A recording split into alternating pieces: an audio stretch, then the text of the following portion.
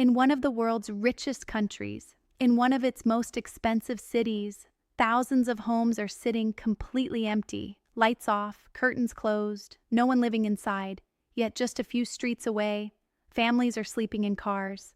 Parents are parking overnight in shopping center lots. Children are doing homework under dim phone lights. And the shocking part? This isn't happening in some forgotten town. This is happening in Melbourne. Right now, an estimated 8,000 apartments are sitting empty across the city. So how is it possible that homes exist, but people still have nowhere to live? Tonight, we're investigating the truth behind Australia's housing paradox. Walk through the skyline of Melbourne at night. Towering glass buildings glow across the city. But if you look closely, many of those windows are dark. Entire floors remain unoccupied. These are not abandoned buildings.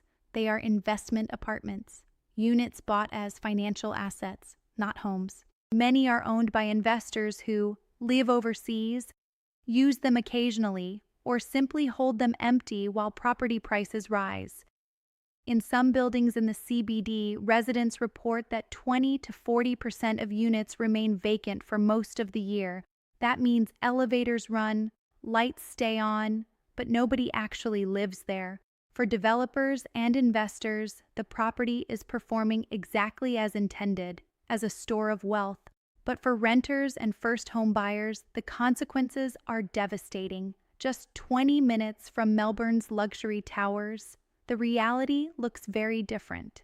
In outer suburbs and regional areas, emergency housing is overflowing. Charities report growing numbers of families who have nowhere left to go, parents working full-time jobs, children enrolled in school, yet still unable to find a place to rent. Some are living in cars, temporary motels, friends' couches, caravan parks. The number of Australians experiencing homelessness has been rising steadily, but the fastest growing group is working families.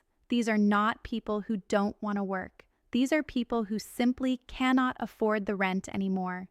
Across Australia, rental prices have surged dramatically in recent years. Vacancy rates have dropped to historic lows in many cities. In parts of Melbourne, there are dozens of applicants for every single rental property. Tenants are offering months of rent up front, higher rent than advertised, personal letters begging landlords for a chance. Some families attend 10 to 20 property inspections before finally securing a home. Others never succeed. When they lose their rental, they have nowhere to go. So why don't landlords simply rent out these vacant apartments? The answer lies in how property investment works.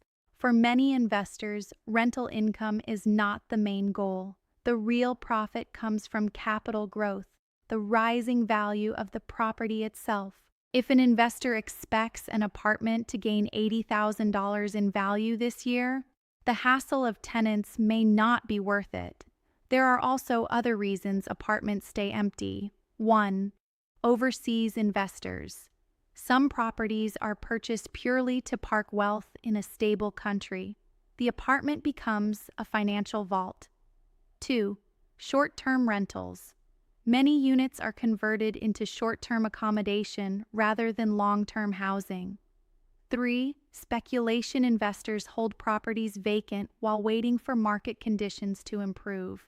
4. Tax structures. Australia's tax system has historically rewarded property investment. Policies like negative gearing have encouraged investors to buy property as financial assets. All of this means housing becomes less about shelter and more about wealth accumulation.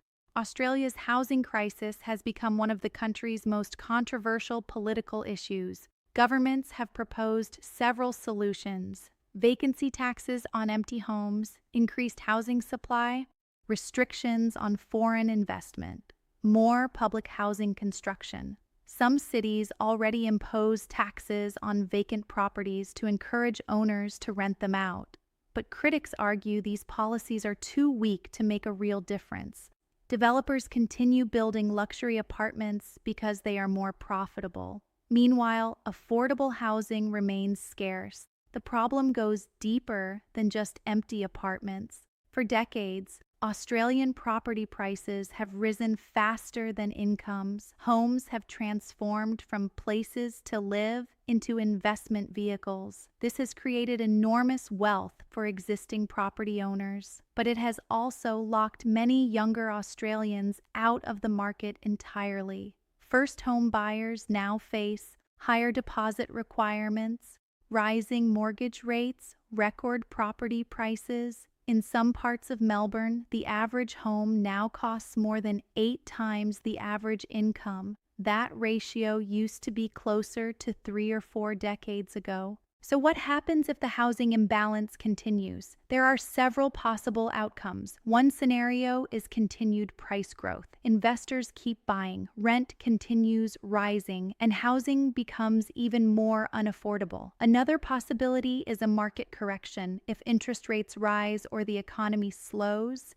highly leveraged investors could face pressure to sell. That could increase supply and reduce prices. But property markets rarely move smoothly. Housing bubbles, when they burst, tend to do so suddenly.